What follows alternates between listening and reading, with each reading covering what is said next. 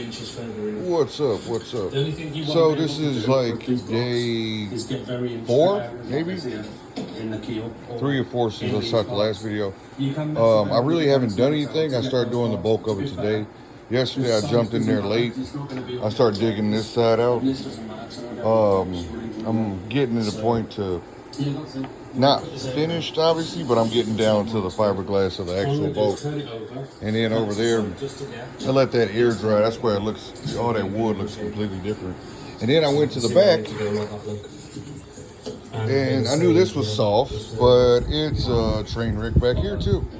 And that's a panel that I pulled up by hand. So the stringer runs from all the way up there, all the way back there.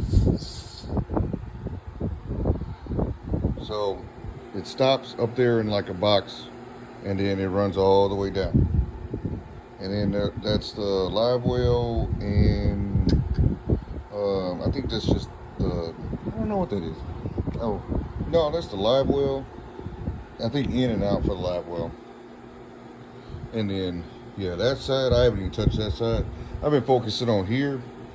So the options that I have right now are, I could completely go around here and remove the entire cap off the boat after I take the motor off, which I have to make another motor stand for that one, which mine is like about to break, that I got a heavy 75 horsepower Johnson on, which I just noticed that yesterday, but I don't have a lot of time during the day, so I opted to do this, and hopefully that doesn't break in half. But I would have to make another stand, which I might have all the wood to do it. Plus, it's a lot easier to take that off and check the transom. The transom seems solid. They have a jack plate on the back too. But I know all that probably isn't sealed, so why waste my time doing all this cleanup and digging out if I'm just gonna ignore the back end of the boat? So what I plan on doing, and it is very, work according, that I could do this. So underneath here, all during here is is stringers and foam. As you can see right here. See, they put like some sort of just regular board all the way through the boat. It's really thin plywood at that. It's kind of annoying because I probably can only put that thick of plywood on it, back on it. But yeah, so right here, I was thinking about cutting it all the way right here, kind of forming some sort of line. There's a piece of like 2x4 material, 2x4 fiberglass going across here, because you can stand on it and put a seat on it. So I'm thinking about cutting around that, but then that leaves more fiberglass work and more heavy duty fiberglass, probably like 6 layers of fiberglass and some other epoxy something, because it's going to have to be super solid, not only for the movement of the boat, but also where you would sit or stand. So with that being said, I don't think I'm going to cut that because I'm not too familiar with doing structural things with fiberglass. Just as far as like, these stringers and stuff are like, they're basically easy. It's just straight boards for the most part. I just have to get them measured and leveled out properly and stuff. And next one is going to be really hard. Besides getting under here, is going to be over there, right underneath the captain's seat. Yeah, that's going to be a pain in the butt to dig all that out. But this is what I signed up for. As you can tell, certain spots the fiberglass is cracked. So I am going to sand that down and re-fiberglass it and re-gel coat this boat. The hull seems like it's okay, but I don't know where all this water came from. I don't know if it was from the previous owner just leaving it outside and saying screw it, or was it something else? Was it, the actual leak in the boat that had him take this out of the water? And within those stringers that I need to replace, I also want to put, well, once you put it in the foam, you put it in the bracing, you put your plywood down and everything. To me, it's kind of odd that there isn't another seat in here. And I keep forgetting to look this boat up, but it's kind of odd. Usually on a bass boat, there's 2 seats right there, and then you go up there, you go in the back to fish. This one says 5 people. So I'm just assuming people just stand up on this boat, because the way the transoms are made, you can't just put a chair or something, another seat in here without it being screwed down or something.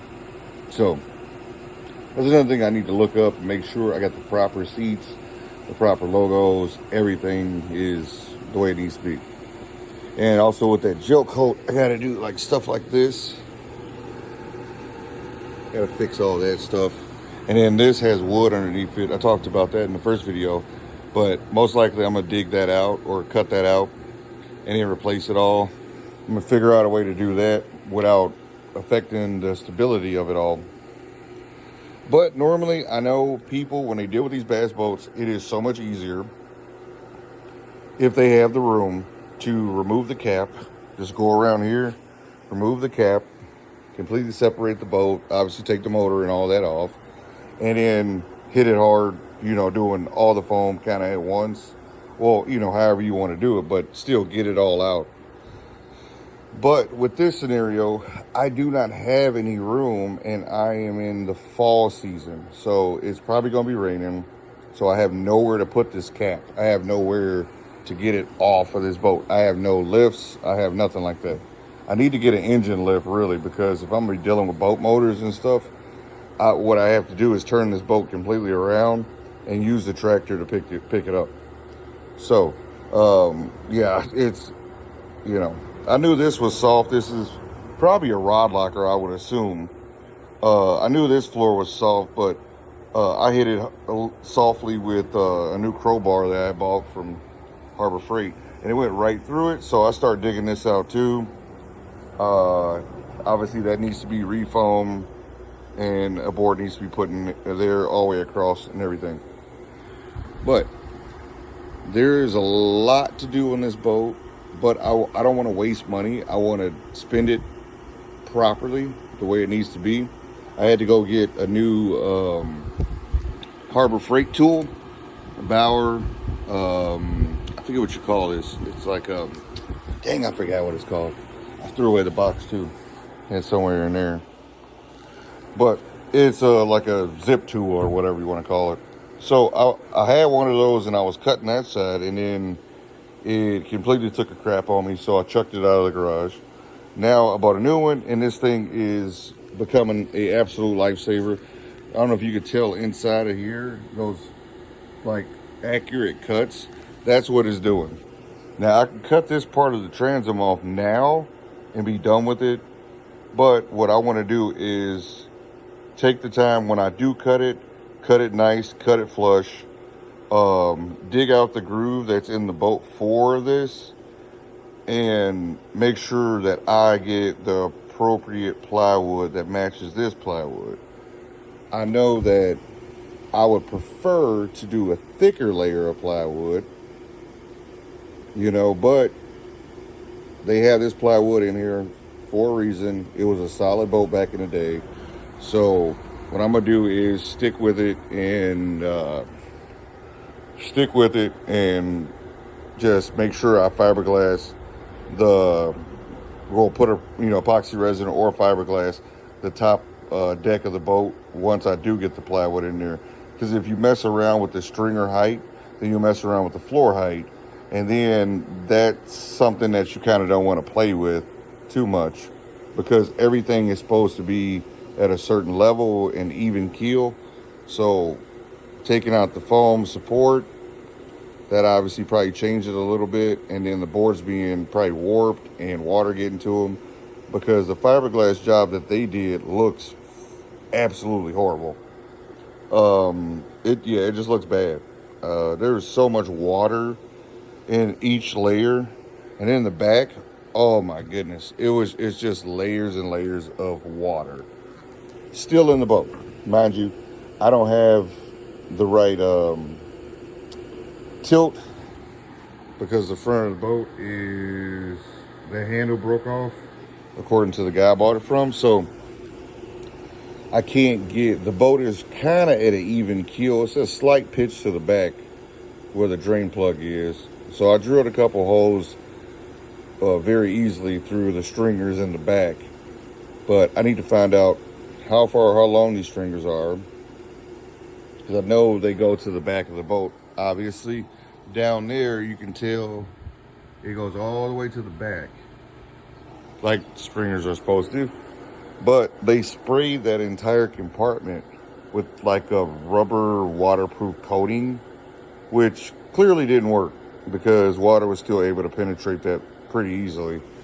I don't know the backstory as far as what one person did versus another person did with this boat, but by the looks of it, it looked like they left it outside, so the sun cracked the fiberglass. They stopped using the boat, period, probably because of that motor, because those motors can be a pain in the butt. So this is kind of just, this is like part 1.5, 2, still working at cleaning it out. And I'll add this to another video, or I'll just post this so you guys can see kind of like the progress that I am trying to make, because I'm trying to do this within the 3 or 4 hours that I'm awake before I have to go to sleep and get my lunch ready for work the next shift. So today is Monday. I feel like I got a lot done. I'm just going to dig this out with the smaller, longer pry bar and clean all this out, and then get it vacuumed up. And then tomorrow I'm gonna hit that side and start working with that and try to get that all dug out, all cleaned out. And then hopefully the following day, if I do have time or if I'm not too tired, I want to try to get underneath here and get all this foam from underneath here. See how bad it is underneath this foam here. Because pouring that foam is most likely going to be hard to reach under there and pour that foam. But this is what I signed on for, because I don't want to take the cap off. If I take the cap off, I could probably, set up my stringers all the way down the boat and do it kind of in like 1 or 2 goes. But with me not able to take it off, really, I have nowhere to put it. I have no one here to help me too, like during the daytime. So I'm just gonna have to do it the hard way. And I know no board is this long as the boat. So I know at some point I'm gonna have to go as long as the board will allow, which is most sheets of plywood is 4x8.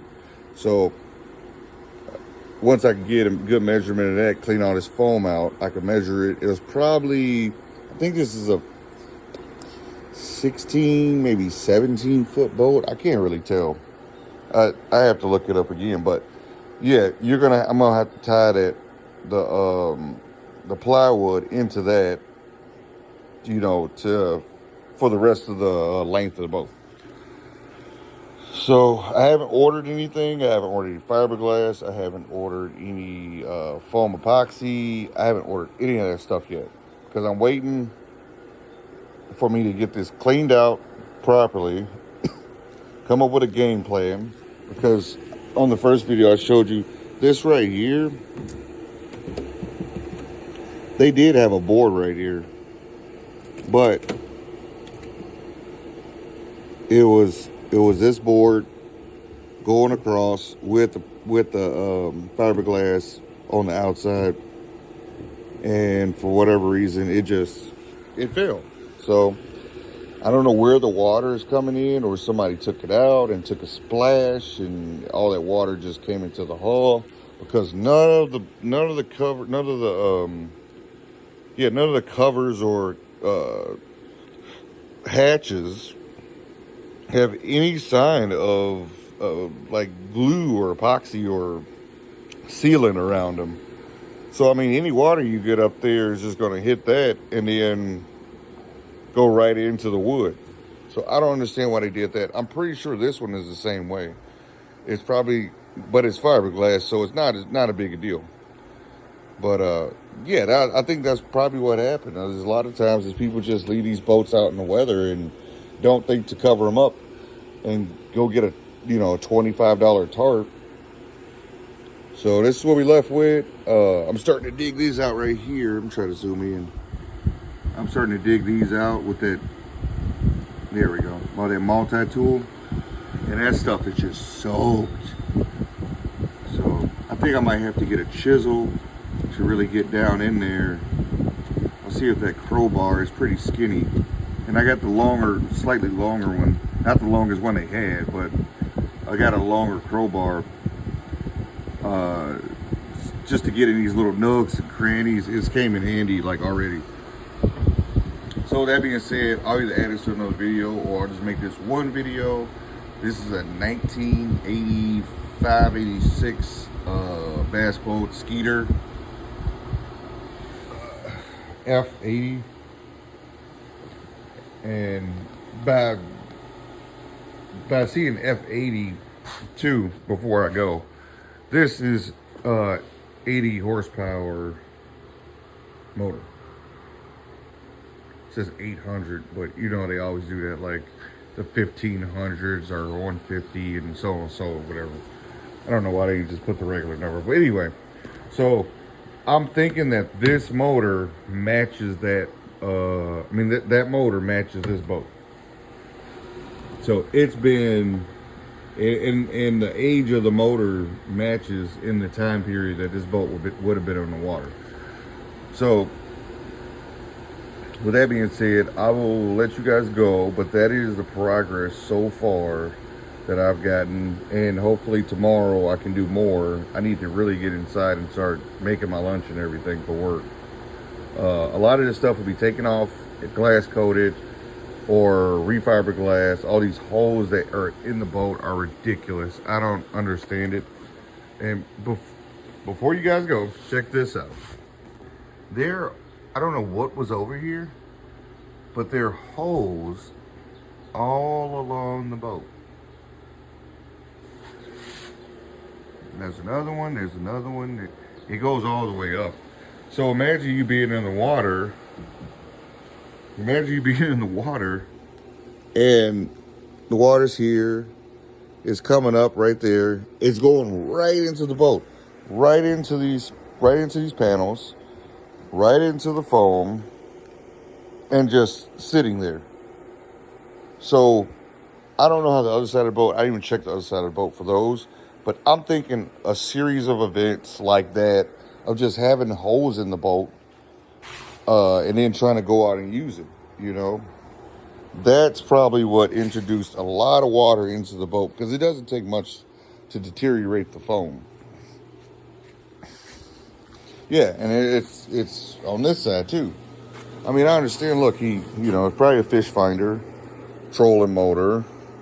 You got the interchangeable block for your trolling motor. I get all that, but like this, why take this off and not cover it up with anything? I don't know, but yeah, once again, holes all the way down the boat.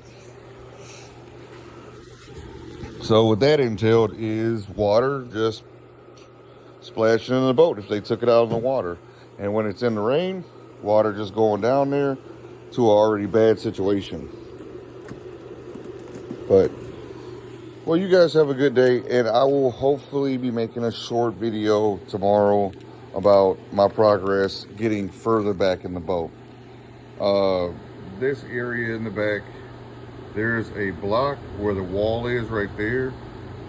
That is only just to slow down, I guess, any water or something like that. But this foam does go all the way through to the back side of the boat.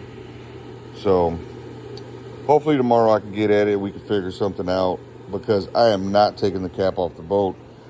until I am properly tools in hand, and motor lifts, engine lifts, some sort of ceiling lift apparatus.